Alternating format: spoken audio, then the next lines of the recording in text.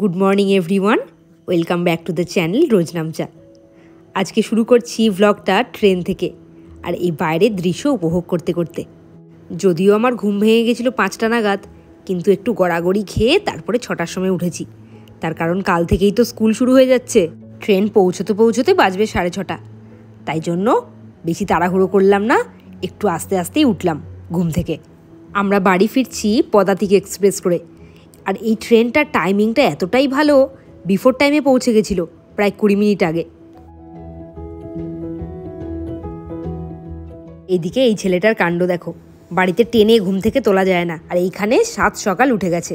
ব্যাস, কালকে যেই খেলনাগুলো দেওয়া হয়েছে ওগুলো নিয়েই মেতে গেছে। এই জানলার কাজটা এতটাই ঝাপসা হয়েছিল, বাইরেটা সেভাবে ভালোভাবে তো দেখতেও পারছিলাম না। রাত্রিবেলা তো দেখার তেমন কিছুই ছিল না, উঠেই শুয়ে পড়েছি। সকালে উঠে একটু টাইমই ছিল, সেই টাইমটাও খুব একটা ভালো মতো দেখতে পাইনি বাইরেটা। সারা রাত ঘুম হয়নি, ঝনককে নিয়ে শুয়েছিল এটাতে। দরজার কাছে 6:20 রানাঘাটের পর 6:55। কি হয়েছে? পাবো না 6:55।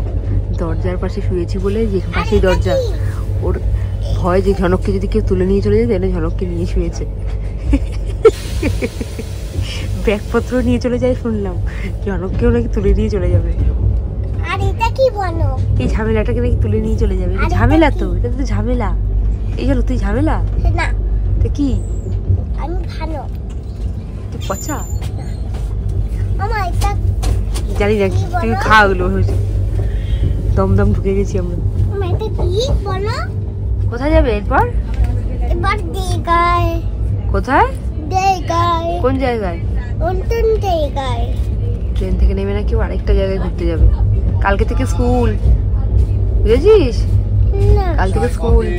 হ্যাঁ কালকে কি স্কুল হবে? হ্যাঁ, কালকে থেকে স্কুল।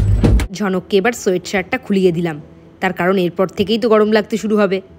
কিন্তু না, স্টেশনে নেমে দেখলাম বেশ ঠান্ডা ওয়েদার। তার কারণ গতকাল রাত্রিবেলা ঝড় বৃষ্টি হয়েছে। এই যে লোকাল ট্রেনে উঠে গেছি, এইটা ছিল 6:53 কৃষ্ণনগর লোকাল, আর একেবারে টাইম মতো আমাদেরকে পৌঁছে দিল পালপাড়া স্টেশনে। যাওয়ার সময় যতটাই ভোগান্তি সহ্য করেছি, ফেরার সময় ততটাই আরামে এসেছি। প্রত্যেকটা ট্রেনই আমাদের বিফোর টাইমে পৌঁছে দিয়েছে। ট্রেন ছেড়ে দিয়েছে, চলো বাড়ি। কোথায় যাবে? আরেকটা জায়গায়, এই আরেকটা জায়গায় যাবে, বুঝেছো তো? ট্রেনে লেবু উঠেছিল, রাকেশকে বললাম একটু লেবু কিনে নাও ঝনকের জন্য। এই লেবুগুলো শুনলাম মিষ্টি হবে। আর ঝনককে দেখো, নিজের লেবু নিজেই বেছে বেছে দেখছে কোনটা ভালো হবে সেটা নেওয়া যাবে। তখন ট্রেন ঢুকে গেছে কাঁচরাপাড়ায়। এই তো বাড়ির একেবারে কাছেই এসে গেছি, আর তখন ঘড়িতে বাজে 8:08। আমরা যখন ছোট ছিলাম তখন তো এত ঘুরতে যেতাম না, ওই মাঝে মধ্যে যখন ঘুরতে যেতাম তখন ফেরার সময় খুব মন খারাপ হতো। আজকে ঝনকেরও সেই সেম অবস্থাই হয়েছে। ও তো আর বুঝতে পারছে না, কাল থেকে স্কুল অফিস সমস্ত কিছু শুরু হয়ে যাচ্ছে। তাই জন্য একভাবে বলে যাচ্ছে কিছুতেই বাড়ি যাবে না, ও হোটেলে যাবে। তখন আমি আর রাকেশ মজা করে বলছি, ঠিক আছে আজকে বাবার হোটেলে থাকবো। ট্রেন থেকে নামার পরেই নিয়ে নিলাম একটু মিষ্টি, তার কারণ আজকে তো পয়লা বৈশাখ, আর পয়লা বৈশাখে ঠাকুরকে একটু মিষ্টি না দিলে চলে। আর ওইদিকে রাকেশকে পাঠিয়েছি ফুল কিনতে। ঢুকে গেছি বাড়িতে 9টার মধ্যে, এসেই ঝনকের বায়না শুরু হয়ে গেছে। ও এসে নাকি চিপস খাবে খালি পেটে। 9টা বাজতে 10-এই বাড়িতে ঢুকে গেছি। আর এই যে ঝনকের এখানে জ্বালাতন শুরু হয়েছে। কোথায় দেখি? এই যে বাবার পেছন পেছন দৌড়চ্ছে। এখন আমার প্রচুর কাজ, আবার পরে তোমাদের সাথে কথা বলবো। এখন সমস্ত কিছু একটু গুছিয়ে নিই, সবাই ঢুকলাম তো, প্রচুর কাজ। ঘরে ঢুকেই আগে ঝনকের জন্য ওটসের খিচুড়ি বানাচ্ছি। কালকে রাত্রে তো দেখলেই খাওয়া নিয়ে কি জ্বালিয়েছে। এখন যদি আবার দুধ রুটি দিই সেটা না খায়, আগে এসেই সবজি কেটে নিয়েছি, এদিকে ছানা করে নিয়েছি, যাতে দুধটা একটুখানি, ছানাটা অন্তত খাওয়াতে পারে, দুধ তো খাবে না। সবজি কেটে নিয়েছি, ওটসের খিচুড়ি করছি। হয়ে গেছে ওটসের খিচুড়ি, ডিম সেদ্ধ বসিয়ে দিয়েছি, ঝনকের ছানাও রেডি। ঝনকের ওইদিকে স্নান কমপ্লিট, রাকেশ এসেই আগে স্নান করে দিয়েছে, কারণ সারাদিন নোংরা ঘেটেছে, মাটিতে হাত দিয়েছে, সেই হাতেই আবার খাটে উঠবে, মুখে হাত দেবে। ওর স্নানও কমপ্লিট, এবার খাইয়ে দেবো ওকে। এটা হলেই বসে পড়েছে ব্যাগ আনপ্যাক করতে। এটা ট্রলিটা আমার দায়িত্বে ছেড়ে দিয়েছে, এটা আমি করবো, আমি বলেছি আমি করবো। আর এই ব্যাগটা আর এই ছোটো ব্যাগটা ও এখন করুক, ততক্ষণ আমি রান্নাঘরের কাজগুলো সেরে ফেলি। ঝনককে স্নান করিয়ে দিয়েছে, এদিকে এখন শ্বশুরমশাইয়ের ছানা হচ্ছে, ফল কাটছি। ঝনক কোথায় গেল? নিচে? কই? এই যে ঝনক এসেই বসে পড়ছে খেলনা নিয়ে। কি কি দিচ্ছ আমাকে? হ্যাঁ, খুব একটা দারুণ জিনিস দিয়েছে, আমি নিজেই পছন্দ করেছি। এটা এবার এখানে স্থান পাবে। ব্যাস হয়ে গেল আরেকটা। বাড়ি ফিরে মাথা খেপে গেছেন, পুরো মাথা খেপে গেছে, গলা সারতে বলেছে, ঝনককে বসিয়েছে। তুমি কি পাগল হয়ে গেছো? হ্যাঁ, ওখান থেকে ফিরে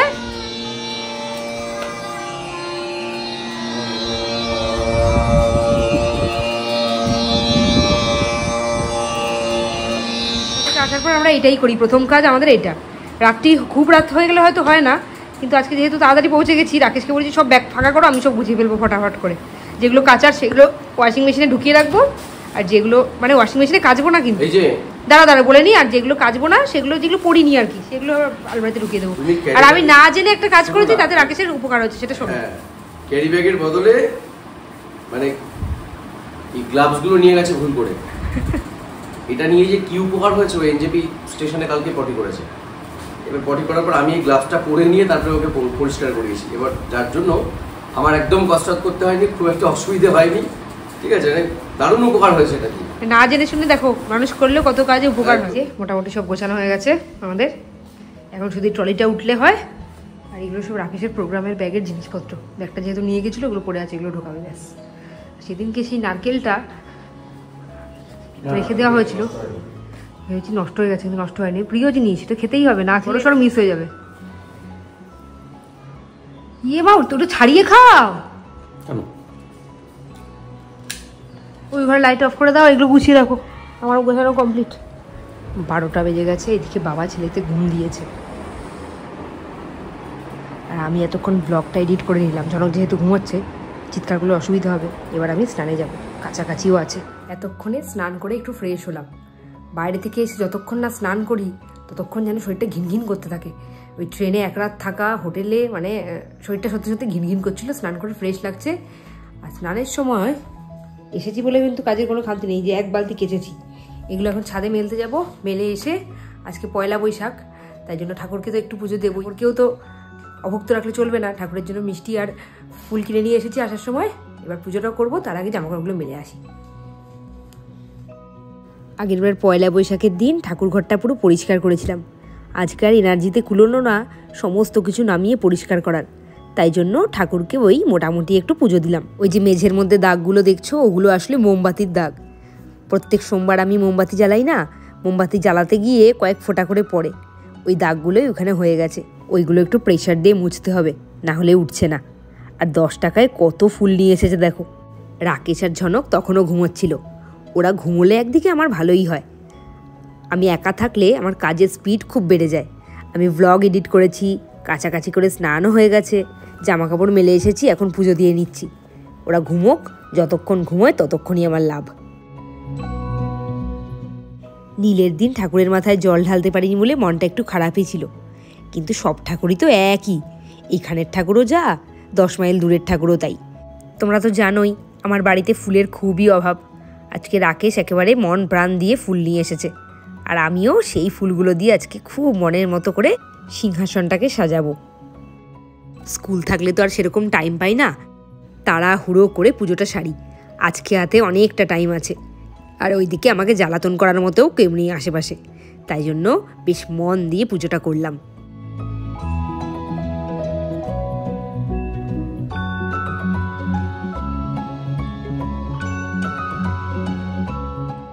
আমাদের পালপাড়াতে একদম কাছাকাছি 2টো মিষ্টির দোকান আছে।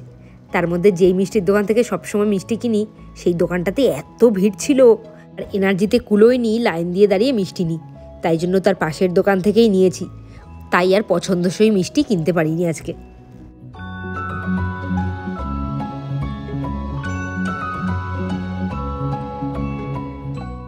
বললাম না তোমাদেরকে আজকে বেশ মনের মতো করে সিংহাসনটাকে সাজাবো। এই যে এইভাবেই সাজিয়েছি। আসলে আমার ঠাকুরঘরটা না খুব ছোট্ট, বসাই যায় না ঠিক মতো, তবে এটা কিন্তু আমার খুব শখের জায়গা।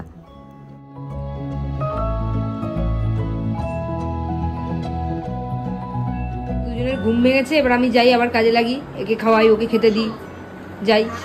ঝনক চ, খাবি চ। আর এইদিকে শাশুড়ি ফোন করেছে, এখন শাশুড়িকে বলা হচ্ছে শুভ নববর্ষ। শুয়ে শুয়ে পয়লা বৈশাখের দিন সন্ধেবেলা নতুন জামা পরে না বেরোলে ঠাকুর পাপ দেবে। তিনজনেই আমরা নতুন জামা পরে রেডি। আমি নতুন জামা পরেছি, এটা আমাকে রাকেশ দিয়েছে। এই যে নতুন জামা পরেছে, ওইটাও আমাকে রাকেশ দিয়েছে। ঝনক কই? আর ঝনকের জামাটা ঝনককে মিমি দিয়েছে। তিনজনেই আজকে আমরা একই কালারের জামা পরেছি। ঝনকেরটাতেও সবুজ আছে, আমার প্যান্টটাও সবুজ আছে, আর ওর জামাটাও সবুজ।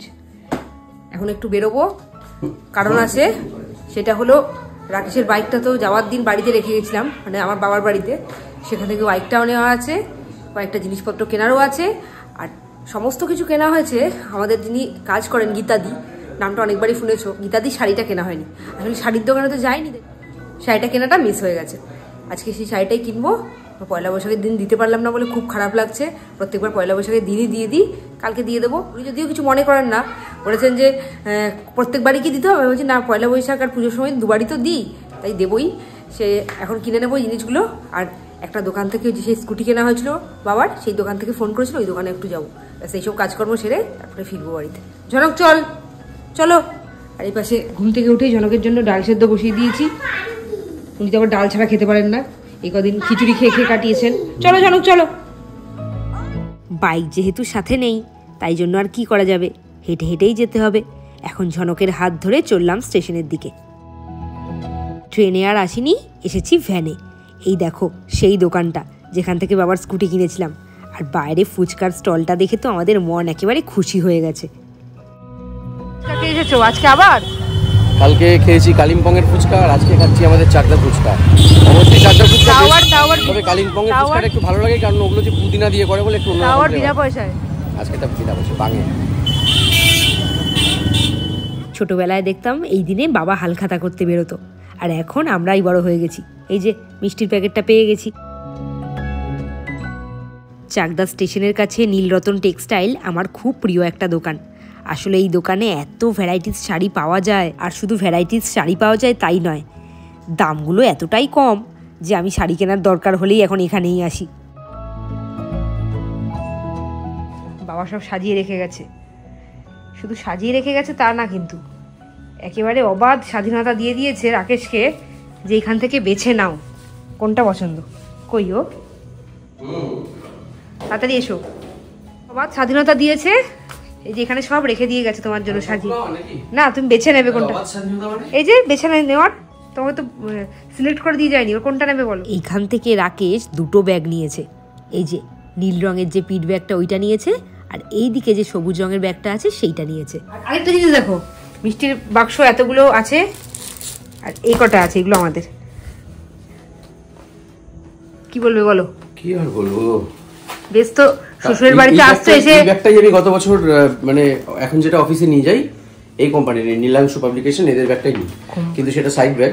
আর এবার দেখছি পিঠ ব্যাগ দিয়েছে। আমাদের প্রচুর পাবলিশারদের সাথে ডিল, সেই পাবলিশাররা প্রত্যেকবারই পয়লা বৈশাখে ইনভাইট করে, আর বাবা যায়, যেহেতু অনেক পাবলিশার এক জায়গার মধ্যে কলকাতায় যায়, গিয়ে কলেজ স্ট্রিটে, হ্যাঁ কলেজ স্ট্রিটে গিয়ে হালখাতাটা করে আসে।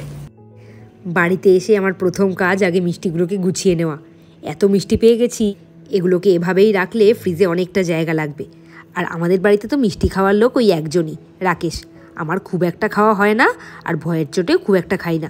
যদি সুগার হয়ে যায় আর যদি মোটা হয়ে যাই, এই সব ভয়ে খুব একটা মিষ্টি খাই না। এই মাজাটা আগের থেকে সাইড করে দিই, ঝনক দেখলেই আবার বায়না করবে এটা খাওয়ার জন্য। আর বাকিগুলো ঢুকিয়ে রাখি। আজকে আর কিছুই খেতে ইচ্ছে করছে না, যে হারে ফুচকায় দম দিয়েছি দুজনে, বিনা পয়সায় পেয়েছি না, খেতে তো হবেই, না খেলেই লস। এবার এইটা খুলে দেখি এর মধ্যে কি আছে। ওরে বাবা, কত রকম মিষ্টি! আমার এখনও মনে আছে, আমরা যখন ছোট ছিলাম, বাবা হালখাতা করে ফেরার পরে মা মিষ্টিগুলো গোছাতো। একটা বড় স্টিলের টিফিন বক্স ছিল, সেই টিফিন বক্সটা একেবারে উপচে পড়তো। আর আমার আর রুমের মধ্যে ঝগড়া বাঁধতো কে কোন মিষ্টিটা খাবে। আসলে সব রকম মিষ্টি তো দুটো করে থাকতো না, আর যেই মিষ্টিটা আমাদের প্রিয় সেটা দুজনেরই প্রিয় হতো। সেইটা নিয়েই দুজনের মধ্যে ঝগড়া বেঁধে যেত, কখনো কখনো তো আবার মারপিটও বেঁধে যেত। এবার এই প্যাকেটটায় দেখি তো এটাতে কি আছে। না, এটাতে যেগুলো আছে এগুলো ফ্রিজে ঢোকানোর প্রয়োজন হবে না, সবই শুকনো, বাইরেই রেখে দেবো এটা। ওখান থেকে এসে ঝনকের বাবা ঝনককে বসেছে হ্যাঁ। হোমওয়ার্ক করাতে। 4 বাহ, দিন ছুটি ছিল বলে সুন্দর তো। প্রচুর হোমওয়ার্ক এবার দিয়েছিল, fine। কিন্তু সেটা তো করানো হয়নি, ঘুরতে গেছিল যেহেতু। ঝনক ঠিক করে লেখো, ঠিক করে। আমি জানতাম, আমি জানতাম এটা কি করবি। সমস্ত কাজ সারা হয়ে গেছে 11:30টার মধ্যে। আর অনেক দিন পর আজকে আবার বাড়ির বিছানাটা পেলাম। আমি তো একটাকে মিটবো না।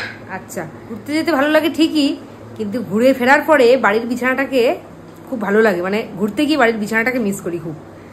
এই যে ঝনকবাবুর সব কাজ কমপ্লিট।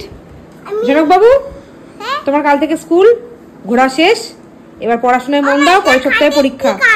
তোমাকে এখন আমি ডাইপার পরিয়ে দেবো, ক্রিম মাখিয়ে দেবো, আর তুমি সবাইকে গুড নাইট বলে দাও। গুড নাইটটা বলে দাও, আগে গুড নাইট বলে দাও। কেমন তো গুড নাইট। এদিকে তাকিয়ে বলো, এরকম কেমন